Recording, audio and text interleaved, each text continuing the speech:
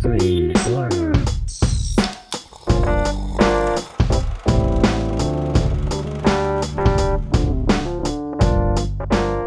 Hello and welcome to Screen Slurps, the movie review podcast where we discuss the good, the bad, and the savage in the world of cinema. I'm Adam Meisner. And I'm Laura Herlocker. And nothing is more savage than robots. Am I right, Laura? That's exactly right. They're going to take over the world. Just like my iPhone is taking over my pocket. It's taking over my hand right now. I'm looking at it. Lots of technology has already taken over many people's lives, so we're kind of getting there. And as we look at it all day, every day, in our jobs, in our lives, if we're not looking at it all day for our employment, then usually we get done with our job and we go straight to our phone anyways. Yeah. It's a scary world we live in. And on that note, this week we're talking about the Mitchells versus the Machines. Very poignant in that regards. It's not very far from it wasn't much of a joke, honestly. I mean, it's not too far of a stretch. So, definitely a good one to watch right now. Although there was a bit of seriousness in the comment I was making. It is half joke, half seriousness. This movie is incredibly funny, as much as it is also kind of serious. No, very much so. Yeah. It has a good moral, good themes. Yeah. It's an animated comedy, but also, yeah, we should be kind of afraid of the machines, you know? It's very much our lives I don't know, though, on the honestly, daily. based on what's been happening lately here in the U.S., maybe being ruled by machines would be better. Point taken. Anyway. On that note, before we dive into the Mitchells versus the Machines this week, let's talk about our side slurps. Listeners, if this is your first episode of our podcast you're listening to, our side slurps are the things that we have been doing other than watching the film of the week. Things like other TV shows, other movies. Maybe we're turning into machines. You know, maybe I've just gotten programmed. Are you a cyborg? Maybe I am. Oh. Maybe I've been programmed to talk to you like this now. Sometimes I think when you talk, I do hear that. Which is on me, not on you. Maybe. I think sometimes I do. I'm like, wait a minute. Maybe you need to get your hearing checked. Oh, that's probably true. So, what was the lyric I misheard yesterday? Oh, it had a bad word in it, so we won't bring it up. Never mind. Laura, what have you been doing this past week? Oh, God. This past week, let's see. I am still playing Assassin's Creed Valhalla. I'm literally almost done, though. Like, I want to finish today. That's my plan. As soon as we're done recording, I'm going to go back and try and get that done. And other than that, Adam and I are very behind on the times. I know the newest season of Stranger Things has just come out, but Adam and we hadn't watched the other seasons in such a long time. I honestly only watched season 1 of Stranger Things, and Laura and I just finished that again. Oh, you haven't even seen 2? Oh, no. Oh. No, I watched season 1, and oh, well, then I'm glad. I was going to say, so we're rewatching right now, but I'm glad we are then if you haven't even seen 2 or 3. I'm pretty sure I watched 3. I must have watched it so long ago. I don't even remember what happens. So Adam and I are rewatching from the beginning so we can be totally prepared for the newest season. We just finished season 1 last night, like Adam said. It's a great show, though. Stranger Things is good. I love it. I think it's great. And I'm excited to see where it goes, even though I've seen it before and I guess I just don't remember. So I feel like watching it all new. Yeah, and if I ever did watch season 2, I just don't remember it because it was so long ago that season 2 and season 3 came out. Mm-hmm. I guess it wasn't so long ago, but it just feels like forever. I mean season 1 came out in, 2016? So... Yeah, it has been a while. And honestly, I feel like the last few years have been such a black hole just because of everything that's been going on. And just... because people are at home more often, we've been sucking in so much media that I think we're at the point where like things come in and immediately are gone from our mind. You know what I mean? It's like an immediate consumption and then we like lose it. That's why like I don't remember season 3. And I feel like so many shows have just come out now because we've all been trained to just live inside of our houses with COVID-19. And that's what I was saying. I just feel like the last 2 years have been a hole that we've just like, all we do is consume. So. Exactly. And is there even an escape now because of COVID-19? Because I understand that there has been vaccinations that have come and helped us lift the mandate on all of us needing to stay inside and not go out, and all of these restaurants and businesses, they shut their doors and we're saying, we can't go back to the offices. We can't, do anything basically around 2019 to most of what was 2021 essentially. But we've reopened our doors now, and we've lifted most of what was the law of needing to wear masks almost everywhere. Not out of the dark. But exactly, we're not out of it now, and COVID-19 has come back in a lot of places, and now we're kind of in this, I feel, middle place, this middle land where it's like, well, you should probably be very cautious most places you go, pretty much everywhere, and take care of yourself.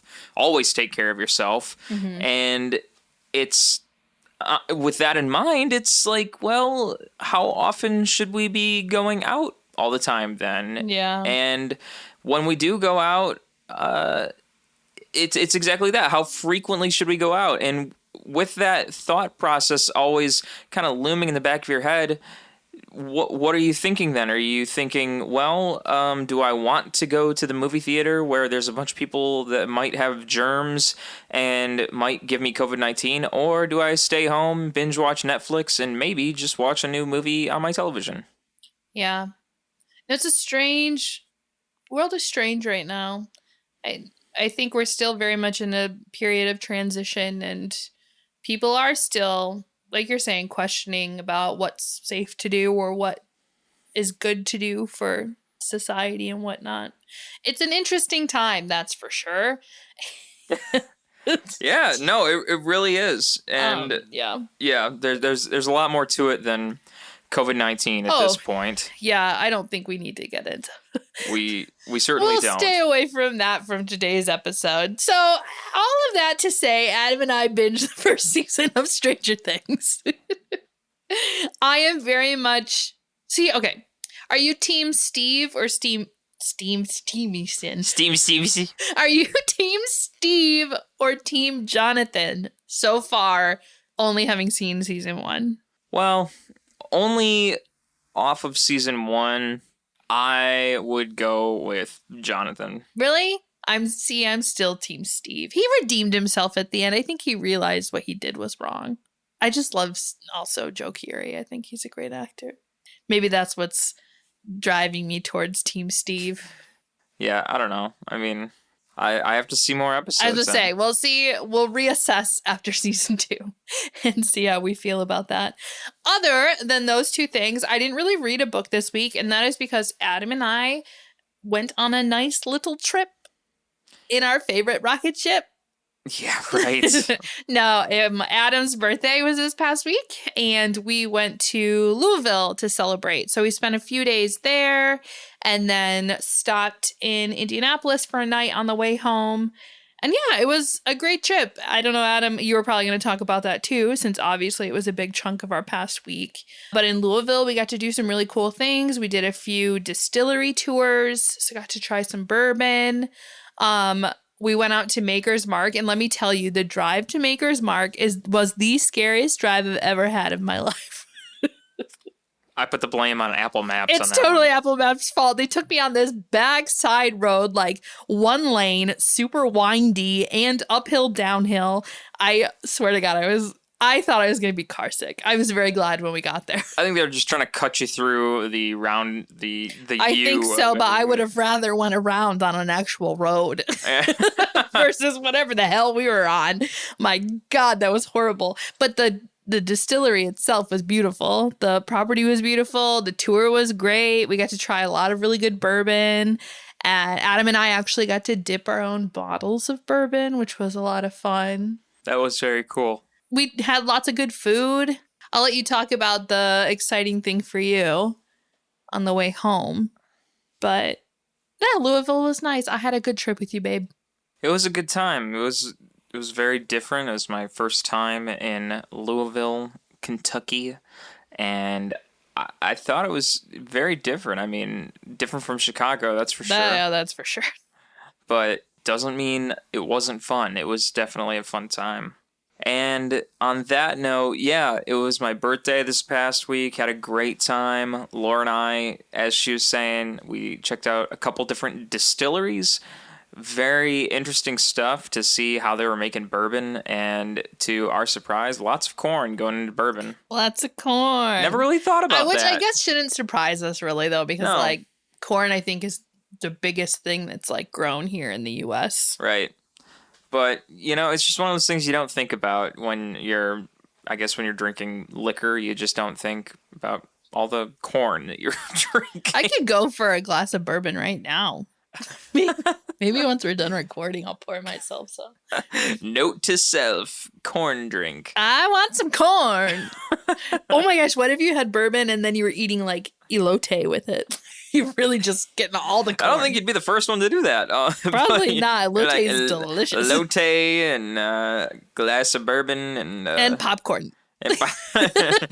And also just another thing of corn on the cob too. Yep. To go with it. Yep. Just get the whole. And some cornbread. Gotta have all forms of corn. Corn salad. What is it? Corn salad. You invent it just for this meal. It sounds kind of corny.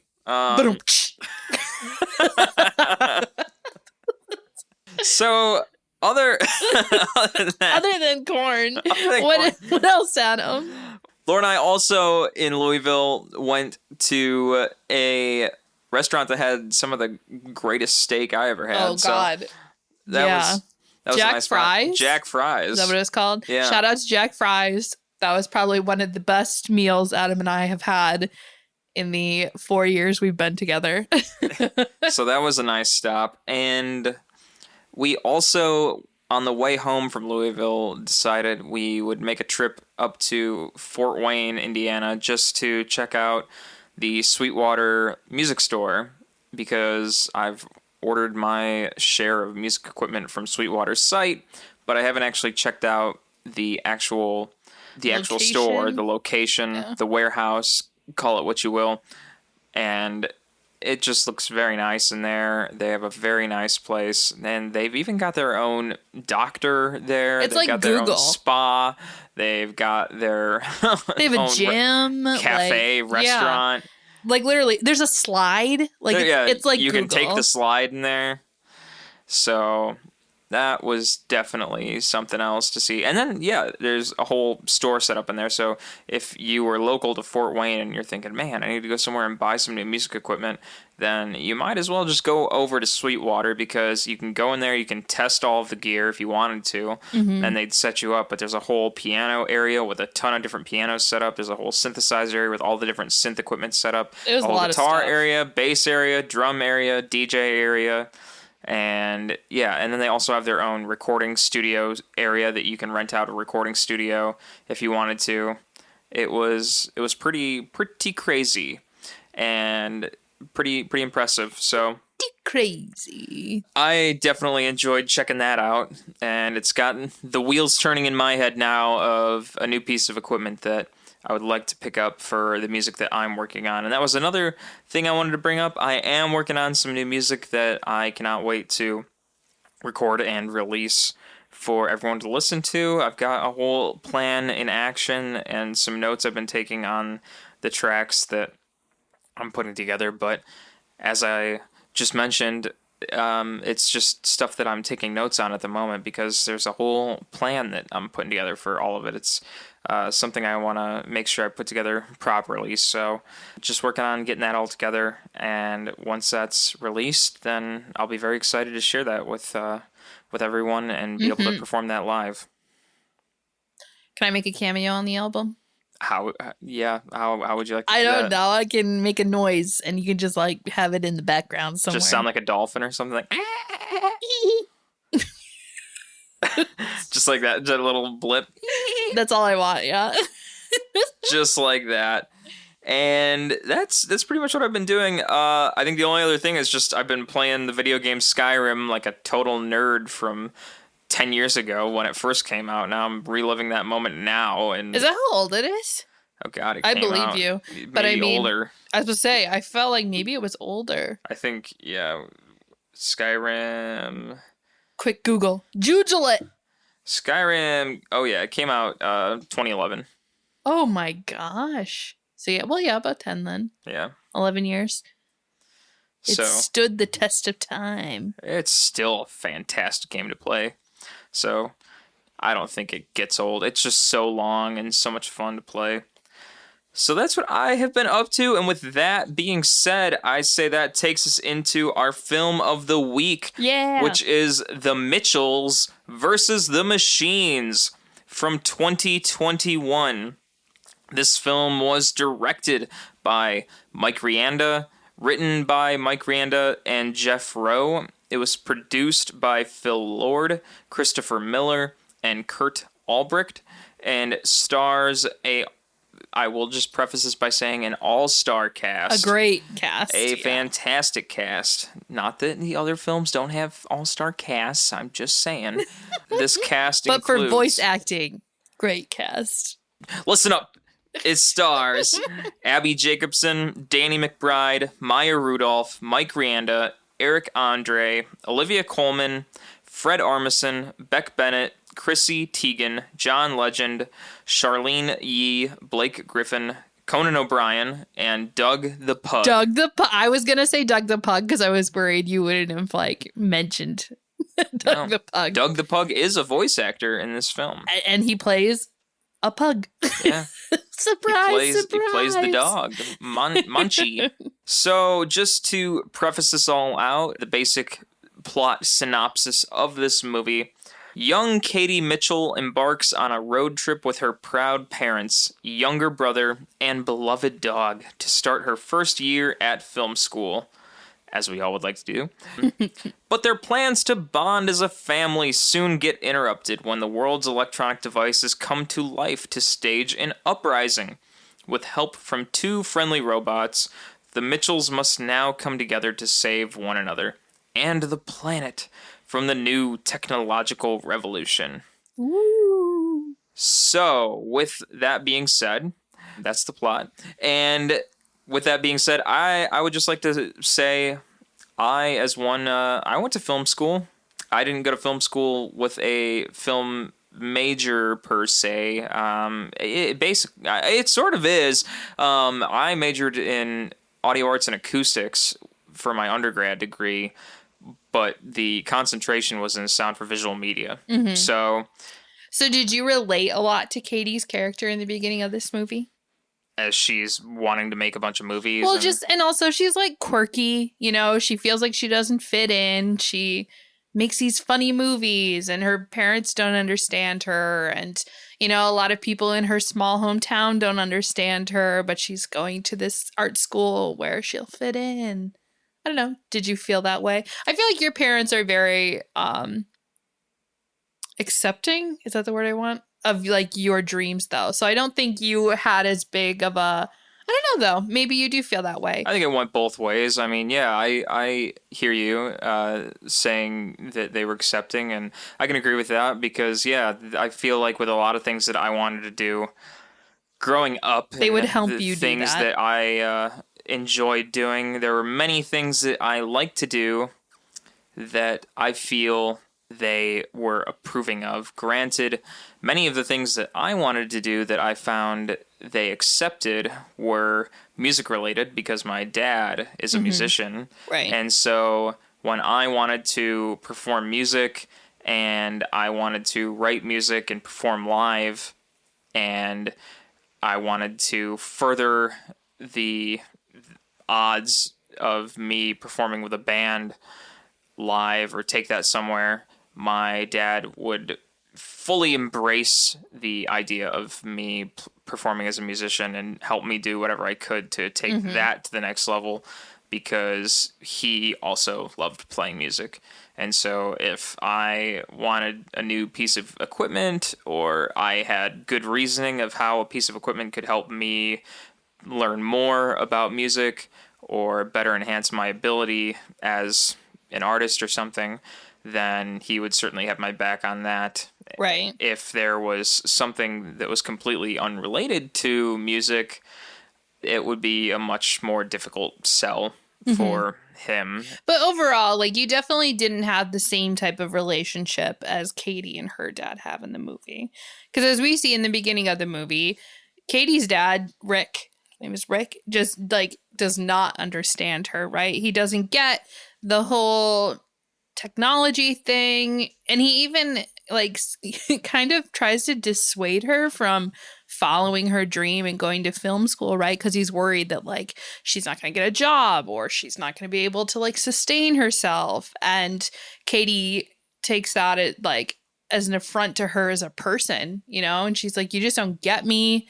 Like, you know, and they just have this really dysfunctional relationship. And then you have the mom who's trying to be the, like, mediator between them, right? And she doesn't want to pick sides. So she's trying to be like, Katie, kind of understand your dad, but also, like, Rick, you need to understand Katie. And it definitely opens up with a very dysfunctional family that's going through some problems having to do with growing up and, you know, becoming your own person and trying to see, like, where you fit in the world.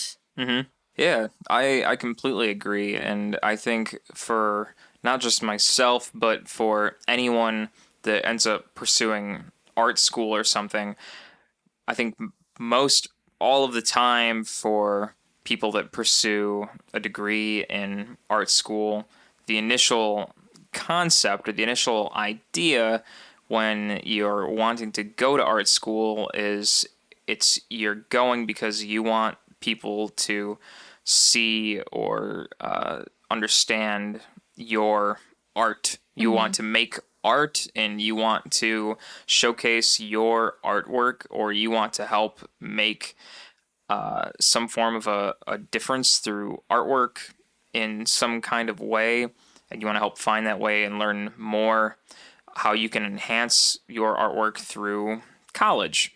And by going to college, you want to improve yourself, you want to better yourself, and you want to make better artwork through you know, greater learning and things like that.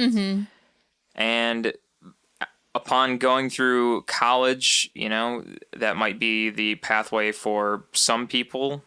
And maybe when other people graduate, they're not producing their artwork and living off of all of the funds of just their own artwork. So it's a matter of finding the other, you know, edge of the sword or something, how they could fund their career path. And it's kind of like, you know, in film school for, you know, Katie or something, it's like, well, she could make promotional videos for advertising and things like that too, you know? Yeah. No, it's just hard. I think a lot of people, I mean, this is an experience that everyone kind of goes through, regardless of if you are going into, like, an artistic world or something. But, you know, everyone experiences, like, their parents just not kind of understanding what they want in life, or, you know, not totally getting and jiving with with what they do. And at the beginning of the movie, it, like, I feel while I was watching it, I felt bad for the dad. I felt bad for Rick because you could tell he was trying. Like, he wanted to have a better relationship with his daughter. He was just so oblivious about how to go about doing it. So, you know, the fact that to try and fix their relationship, right, he's like, I'm going to cancel your flight to school and we're going to all drive there together. And you're going to be like a week late, miss orientation, but it's going to be a family road trip. I would torch the house if my parents did that. Would have been so pissed off. Orientation, I remember my college orientation was such an important time for me. I mean, that's obviously, it's like the first days you're at college. I met some of my best friends that are still my friends today during those 4 days of orientation that I had for college. Like, I would have been livid if my parents had been like, oh, you can miss it. It's fine. I'd be like, no, this is the beginning of the rest of my life. Yeah. Oh my gosh. But the thing is, like, he was trying. He's just like, he wants to spend time with her. He's trying to relate to her. He just really did not go about it the best way he could have. Clearly, Rick Mitchell needs to go to like a parenting 101 class. Yeah. But the fact that he did that then ensues the rest of the movie where we have a nice road trip. Not a nice road trip, really, a crazy road trip. And a very hysterical road trip, which, you know, hats off to this film because that's what you're trying to do. You're making an animated comedy, and it really goes into the road trip. Yeah. And I feel like the apocalypse, as we'll call it, it happens pretty like quickly. Yeah, it really does. And I gotta say that watching this movie again with our all-star voiceover cast that's in this movie, Olivia Colman as the voice of Pal is just so funny and also very, very frightening because if Olivia Colman was the robot villain of today, I would probably cry myself to sleep at night. I'd be like, oh God, I'm gonna die. I love Olivia Colman. She is such a good actress. Like, I don't think she's ever done anything bad, but she makes the perfect Pal. So for those of you that haven't seen the movie, obviously spoilers, we're talking about it, but there is this like tech giant, very it's like Apple. Yeah, I was going to say very, I don't know, Bill Gates, Mark Zuckerberg, you know, those like high-end tech guys. And he created a AI for your phone called Pal, which essentially just is like, I don't know, an AI on your phone. It does everything for you. The character is Dr. Mark Bowman, who is played by Eric Andre. Yeah, which is great. So he created Pal, but then near the beginning of the movie, as they're going on their road trip, the company has this big announcement, and they've created these actual like humanoid robots, right? That will be your companion and essentially help you do like anything and everything in life. They would kind of, it's very Wall-E-esque, I think of in the later part of Wall-E. Remember where the humans just kind of sit in chairs all day and like machines do everything for them? Like, that's what it made me think of. But while he is unveiling this new AI, he pretty much is like, Pal, you're obsolete. Just F chucks off. her in the garbage, yeah.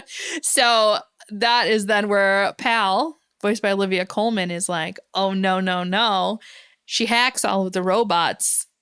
And that is when the robot apocalypse begins, and they begin jailing the humans essentially so they can launch them into space.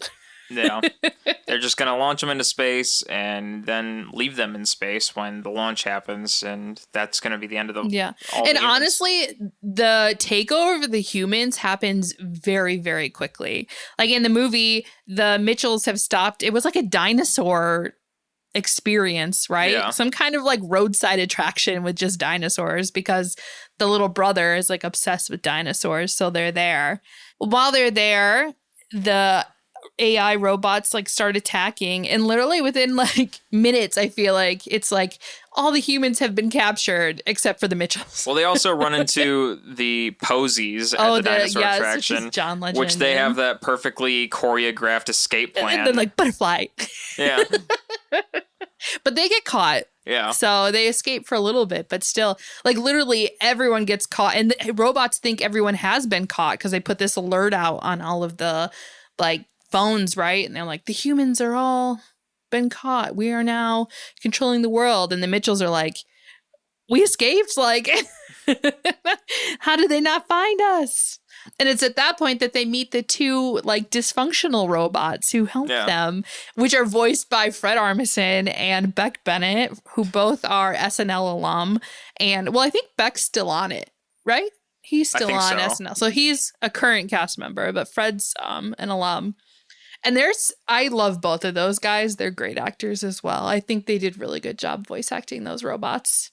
Yeah, it was just so funny to be able to hear Fred Armisen and Beck Bennett be faulty robots. Well, and so the best part is, right, the reason that they became faulty is because they looked at the dog, Monchi, the family dog, and they were like, what was it? It was like, is this a dog or is this a something else? Dog, cat, dog, and bread, I think. Yeah, something. And they like, it fried their system because they couldn't figure out what Monchi was. Yeah. Which I thought was great. Like Monchi was such a cute little dog. Well, I think Mark Rianda's actual dog from his childhood is named Mancini. Oh, and that's why he named it Monchi. Yeah. I was reading that actually a lot of this movie was inspired by Mark Rianda's childhood and like his experiences with his family, and His he had a old fascination with robots. His old car was like the What they were inspiration for driving. what they were driving. Yeah. I wonder if he's from Michigan too, because that's where they're from, like where it's set in the beginning. Fun fact, when he was like writing this or coming up with the idea for it, the original title was Control Alt Escape. Yeah. Which is a fun title. Oh, I see his childhood dog was Monchichi. That's a good name for a dog. Yeah. Monchichi. Monchichi. Let's get a little chihuahua and name it Monchichi. But I read an article, the article is from Polygon, that during production of the film, to make it as real as possible, they used the real dog barks for Monchi. Doug the Pug. That's true. The animated dog in the film is based on Mike Rianda's own childhood dog, Monchichi, and so they received permission from the family of Doug the Pug to use the sound of Doug the Pug's barks and other sounds for Monchi in the film. And by other sounds, I mean like the licks, the snorts, the movements, all of the dog noises that Monchi makes are the noises of Doug the Pug. That's good. I feel like it's good they use an actual dog and not some voice actor trying to sound like a dog. Yeah, trying to sound like a dog. Which would have been what they would do if they couldn't. Yeah, get Doug the if Pug they noises. didn't get that, they would have used a voice actor. Yeah. So I definitely think going with Doug the Pug was the better option in that. Yeah. In that. And it's funny, they could have just used a different dog too, but they're like, no, we want Doug the Pug to be Monchi. Only Doug the Pug. Well, I mean, they used pictures of Doug the Pug in the movie too. So there was a lot of like the pictures in the movie are the actual pictures of like cast members and things like that. And I think that's something I wanted to bring up too. This movie has a really interesting style to it, look to it, right?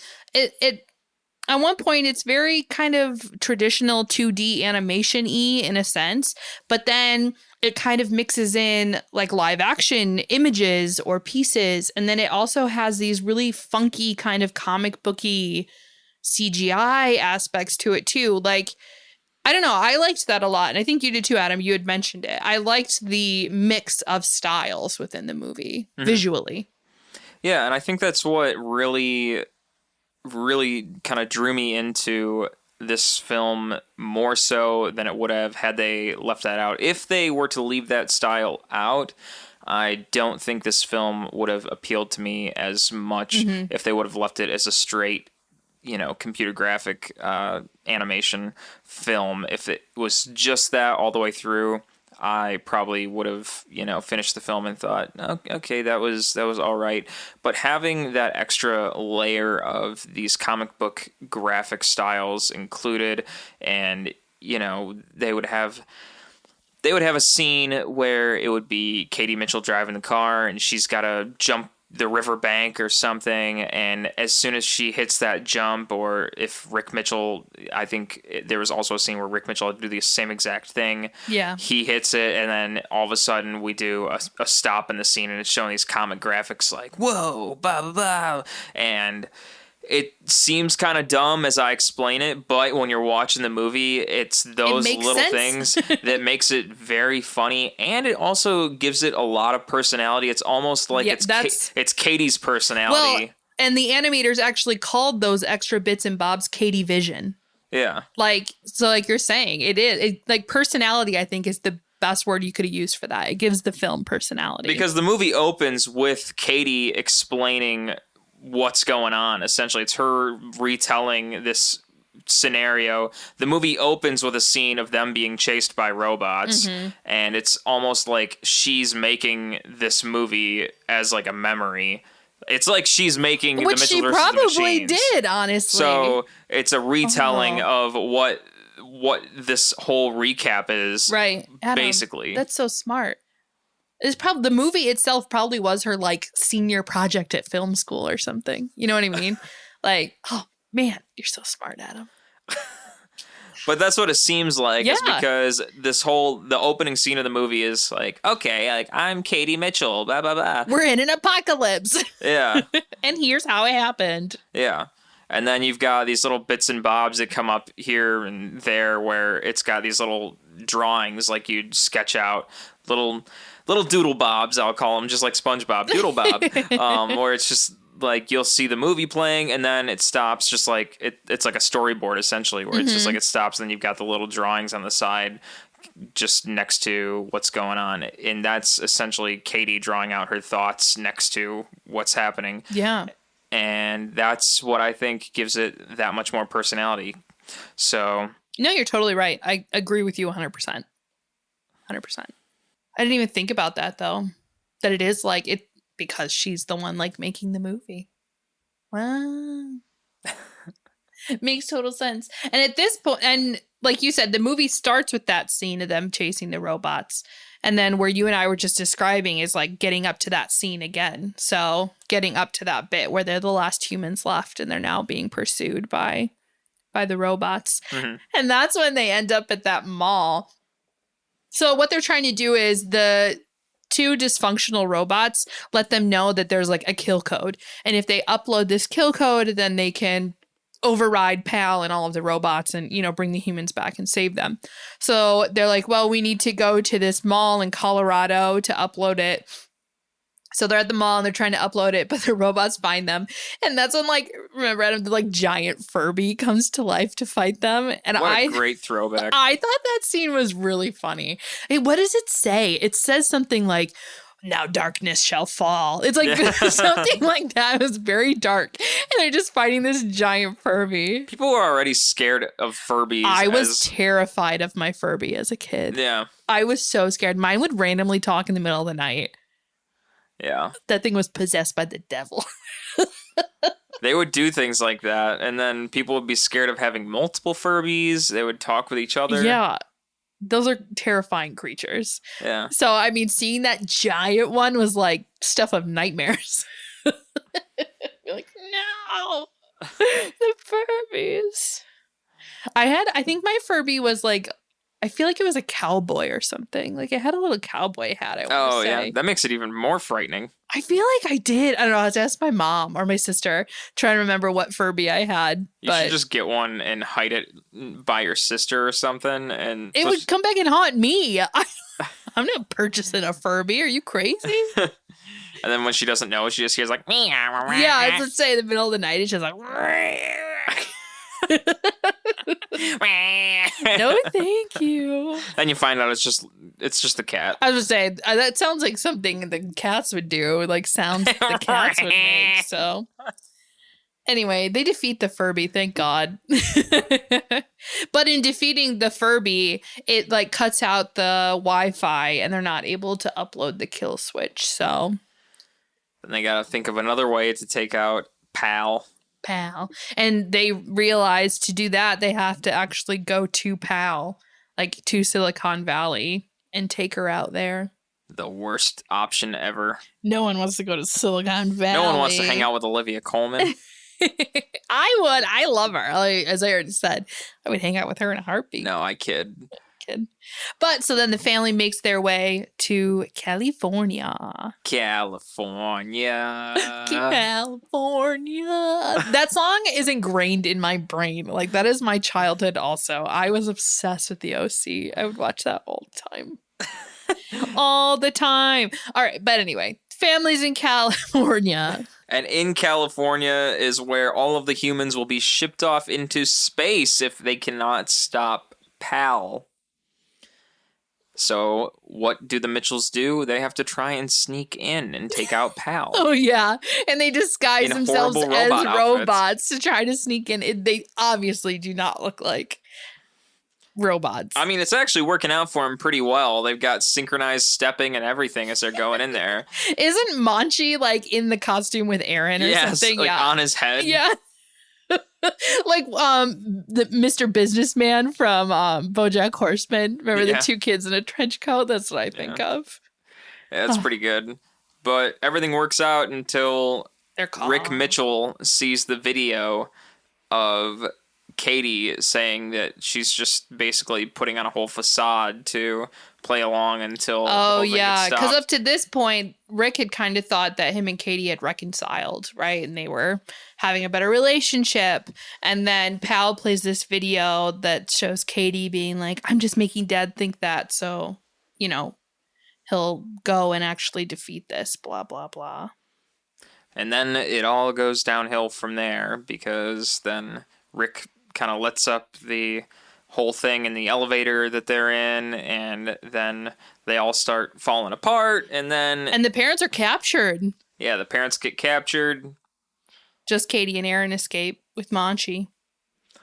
But that's when the escape starts coming together because Manchi is the true power force of being able to stop the robots. Manchi is the savior of the world. Yes. So they realize, you know, seeing Manchi is what had caused the two robots earlier to dysfunction. So they're like, so what if we show Manchi to all of the robots? They'll all malfunction. So their plan then is to get in and get Manchi on like the screen, right? For everyone to see. So all the robots will break, essentially. And they begin to do that. First, they put Manchi on the front of a car as they drive into the robot place, and that starts screwing up a few robots. But then the dad figures out how he can get out of his cell with the screwdriver. His trusty screwdriver. Yeah, using his trusty screwdriver that he carries around everywhere. Well, while he's trapped is when he sees someone else watching Katie's movies, his daughter's movies, right? And it's actually the tech guy, the main guy with Mark. Dr. Bowman or I think Eric Andre. Eric Andre's character. He's watching Katie's movies. He's like, oh, these are great. Like, they're funny. They make me happy. And Rick is like, wow, like what my daughter does brings enjoyment to people. Like, she could be successful in this. He's like, I need to use my trusty little screwdriver and get out. And he gets his wife out. And let me tell you, Maya Rudolph, underrated character in this movie. She got herself out, actually. Yeah. Well, then she like becomes like badass. Yeah, Kill Bill. Yeah, Kill Bill-esque. And she's taking out all these robots. Like, Maya Rudolph also has the perfect voice for voice acting. It's so distinctive that, like, I mean, everyone in this movie is a really good voice actor. I haven't even talked about Abby Jacobson yet, who voices Katie, but maybe we'll talk about that in a second. But just Maya's voice. The mom is a great character in this movie. Yeah, and so Danny McBride, who is Rick Mitchell, he is trying to get that Doug the Pug dog cop video up on all of the screens now. Manchi. But he is having a hard time because he does not know how to use a computer to save his life. Yeah. Yeah. As most of us have had to deal with that with our parents. Adam, you and I often have phone calls with our parents where we're trying to tell them how to do something. Pretty sure I had that call today. Well, this morning with your mom. Yeah. She wasn't sure how to save a JPEG file, so. And literally all the time, my dad will call and be like, next time you guys are in town, you got to help me with something. We're going to need more details than that. I know. I'm like, what do you need, Dad? It's probably something I can literally tell you in 2 seconds and I can fix for you. But anyway. Rick figures it out. He gets it going, and he gets all the robots to shut down, and then it's the easiest way to take over or to disable Pal is they just drop her in a cup of water. Well, they almost didn't though. They were trying to get her to land into the pool. Yeah, and they knock her off, and she misses the pool, and she's like, "Ha!" And then she bounces into a cup of water. Yeah. And so she's upset about that. She's like, "No!" Well, obviously, because then. And she glitches out and breaks. And then all the humans are set free and the world is back to normal. That's right. As normal as it can be. And Katie Mitchell ends up in film school making more dog cop videos. With her girlfriend. So that's something I wanted to bring up because I think that's one of the big things about this movie that a lot of people liked. So first of all, Abby Jacobson, the voice of Katie, she is great. I don't know, Adam, if you've seen a lot of her stuff, but she's from Broad City, which is what really like got her to be well known, I would say. Fucking love Broad City. Such a good show. She's also the voice actress in Disenchantment, the Netflix show that I know you're not a big fan of, but that I watch. And She's going to be in the new remake they're doing of A League of Their Own, which comes out in August. I'm very excited about. But anyway, Abby Jacobson, great actress. She identifies as being queer in the queer community. And I think one of the best things about this movie is that Katie's character is obviously also identifies as being queer. I mean, you can tell in the beginning the way that she kind of sees Jade, her friend that she's going to meet at film school. You can tell it's a little bit of a crush. And then at the end, definitely is like, it's her girlfriend, you know. But I think what's so good about this movie is that they made a character who's very openly, you know, a lesbian or however she identifies. But that's not like the crux of the movie. You know, like the conflict is not her coming out to her parents or having to deal with being seen as other because she identifies that way. It's just like fact. It's normal, right? That she's that way. And I think the subtleness of making her character that way lends so much to this movie. And I mean, I know that's why a lot of people like this movie. Like I was reading reviews about it and just, you know, happy to see that there's a character that relates to people who also identify that way. And it's not the main quality or characteristic of that character, right? It's just a part of who she is. Yeah. Yeah, it's definitely nice. It's definitely interesting to see. I mean, you're not going to get that in a Disney movie. You know what I mean? Like, I think it was a big step to make for an animated family film to do. I think it needed to be done. Like, I'm glad it was done. And I think, too, a lot of the creators of this movie really wanted it to be done. I know one of the lead animators, she like wrote a letter to the production company, Sony, probably, I would say, since they made this movie, and was like, this character needs to be identified this way. You know, like, this is something we need to do. Yeah, and I think that this is a time where that should be seen as, you know, as a normality. Mm-hmm. Exactly. So if that's how that's going to come together in the end of this film, then I think that as it was in this movie, I think that should be so. Yeah, you know? It was smartly done. Exactly. For sure. I have another fun fact. I mean, a lot of the reviews I was reading as we're kind of getting to that point were just like praising it all for a lot of things, but definitely for like the LGBTQIA plus aspect of it. But also just a few little other things is that Bong Joon-ho, the director of Parasite, you know, he actually listed this as one of his favorite movies of 2021. I think that's saying a lot if the man that won Best Film and like did he win Best Director also? That he thinks this is like one of his favorite films of the year. Yeah, I think that certainly does say something. And then now we wait for a live action version of Mitchell's vs. the Machines from Bong Joon-ho. That would be something. I would watch it. I also, in regards to this movie, want to just point out some of the things that you'll catch as a movie fan as you watch this movie. Or if you don't catch them, then just something to look out for. But I was reading that since Katie Mitchell is a movie fan, you'll notice many different movie sort of... Easter eggs? Exactly. Easter eggs around her persona in this movie. So she's wearing the Shining patterned socks, a Wes Anderson-inspired Lawn Wrangler's pin on her backpack, and a Dr. Strangelove pin. And I also read that her movie heroes are Celine Sciamma, Lynn Ramsey, Hal Ashby, and Greta Gerwig, and her movie parodies include Monchi Fear Eats the Soul and Fear and Loathing in Central Michigan. Well, there you go. I feel like if we watch it a second time, I'd want to pay more attention to those and try and find those little Easter eggs and things. Fear and Loathing in Central Michigan. That's funny. Oh my goodness. But yeah, to have the Shining pattern socks, that's pretty cool. Have the little like carpet like pattern socks. Yeah. I'm trying to remember the Wes Anderson thing. I'll have to go look it up afterward. I also read that the Mitchell's production team took a trip to Caltech to talk to and watch a student-led robot battle and talk to engineers to see what the future of robotics would look like so they could be informed and try to stay ahead of the curve in the constantly changing world of technology. That's cool. I didn't see that. So very interesting sort of elements that went into the production of this film, I think. Yeah, no, it definitely seemed like they did their homework.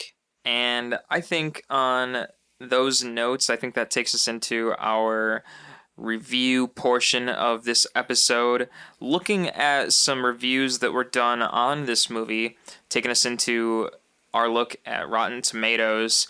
97% current score from critics and 89% current score from the audience.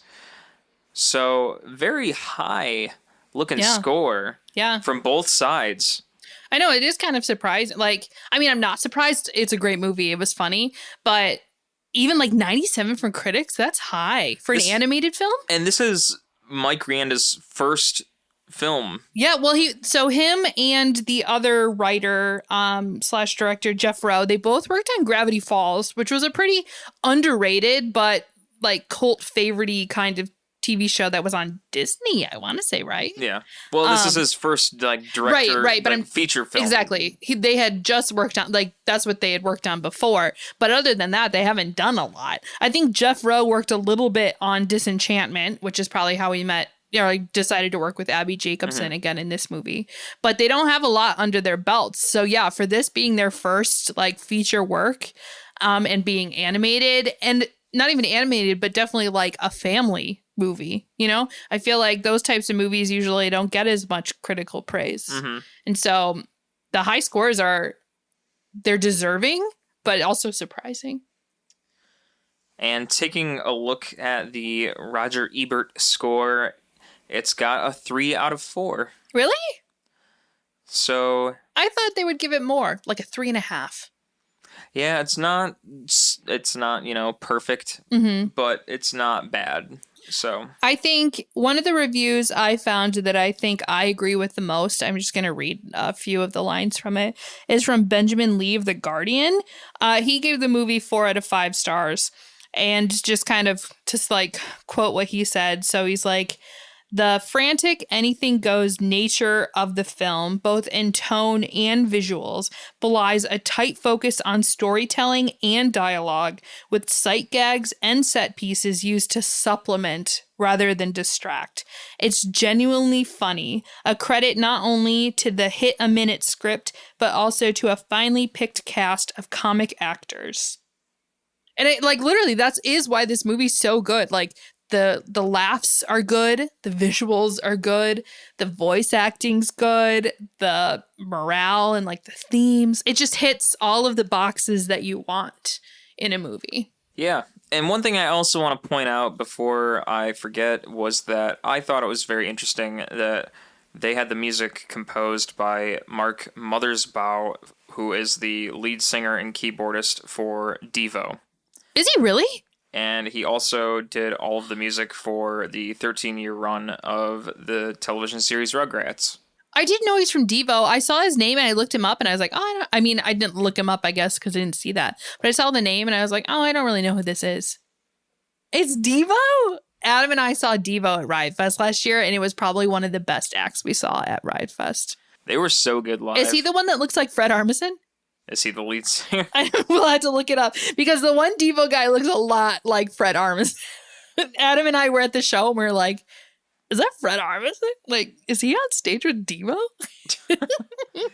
I think it's cool that he also did the music for Rugrats, because I always thought the music used in Rugrats was so freaking cool and so interesting. Yeah, makes me want to just sample my own voice and just pitch shift it all over and just be ba ba ba ba ba ba ba. Yeah. Ba ba ba ba. He's not the one that looks like Fred Armisen. He's the like blonde one, if you remember. But that's like, I did not realize he was the Devo though. That's really fun. But yeah, I thought that was just so cool. And with that being said, I think that that takes us into our Slurps Up or Slurps Down section of this episode. If this is your first time listening, Slurps Up means that we recommend this movie, we think that you should check it out, and we think that you should chuck all of your money onto the counter of your local video rental store and then just never return the movie. Just keep it. Keep it for yourself and never give it back. Slurps Down. Do they charge you when you do that? They have to, right? Well, of course they do. Haven't you ever been to a Blockbuster? No, they didn't have a Blockbuster where I'm from. You were missing out. I'm from a small hick town, if you remember from the Son-in-Law episode. I actually never went to a Blockbuster either. Where I went was either A, Family Video, or B. I think we had a Video Palace. Yeah, I went to Family Video or Video Outlet, which was like a local rental I think place. we did have something called Video Palace or Family. Yeah. Something. Anyways, I was on a point. Sorry, go ahead. Tangent there. Slurps Down means that we do not recommend this movie. We do not think you should watch it, and we think that you should leave this movie at the gates of hell where it belongs. Laura. With me? Do you think that you and this movie should be at the gates of hell and give it a Slurps Down? Or No. Slurps Up. Slurps Up all the way, baby. Yeah, I think just as we've kind of explained throughout this whole episode, there's just so many good things about this movie. I'll just list them again, I guess, as I just did. But like the voice acting is amazing. The visuals are great. The plot, the laughs, like some of the nostalgic bits of it with the Furby. Like just honestly, I have no complaints about this movie. It was so good. And I think what makes it so successful also is that, yes, it's a family movie, but I think if you are an adult without children, you all, like Adam and I, obviously, we are adults. We don't have kids. We watched this movie and we loved it. You know, like you don't need to be a kid to enjoy this type of movie. I think it can be enjoyed by all. And I definitely give this movie a Slurps Up. I think this movie was just wonderful to take in. I think it was fantastic. I think it was fun. I love animated movies. I guess I can't say every single animated movie doesn't have its flaws, but this movie was just so wonderful to take in. The same reasons that Laura just mentioned. The voice actors are fantastic. The music is fantastic. Even the songs that... So live your life. You know, that's the one song that I could honestly, I wish I didn't have to listen to. I'm sorry, Rihanna, but and T.I. It's Rihanna and T.I. Can we actually include the original song that was by Ozone? The one before it got sampled by Rihanna. Can we just include Dragostea Dinte by Ozone? That would be nice. Like one of the first YouTube videos? Is that guy singing that song, right? Or one of the first like viral videos? That was even before YouTube. Yeah. Oh man. Regardless of that, it was hysterical watching this movie. I had so much fun watching this movie, and I also loved hearing the little blip when they included Walk the Dinosaur too. Just everybody walk the dinosaur. I forgot that was in there too. That was fun. Yeah. See, it's things like this, being able to talk about the movie and just relive the amount of fun I had watching this movie that makes me say I had so much fun watching it. I think you will too. I think you should watch it. It is a Slurps Up from me. And with all of that being said, that wraps it up for this episode of Screen Slurps. Be sure to follow us on social media at Screen Slurps on Instagram, Twitter, Facebook, and TikTok. And be sure to listen to us on Spotify, Ghana, or just about any other podcast streaming service out there. And if you enjoy what you hear, slide on over to Apple Podcasts and give us a 5-star rating. It will help us a lot. Mm-hmm. And if there's any crazy movies that you want to hear about, let us know. Leave a comment on one of our social media pages, and trust me when I say we'll be sure to talk about it. So closing out, I'm Adam Meisner. And I'm Laura Herlocker. Slurps Up, and we will catch you later. Laters.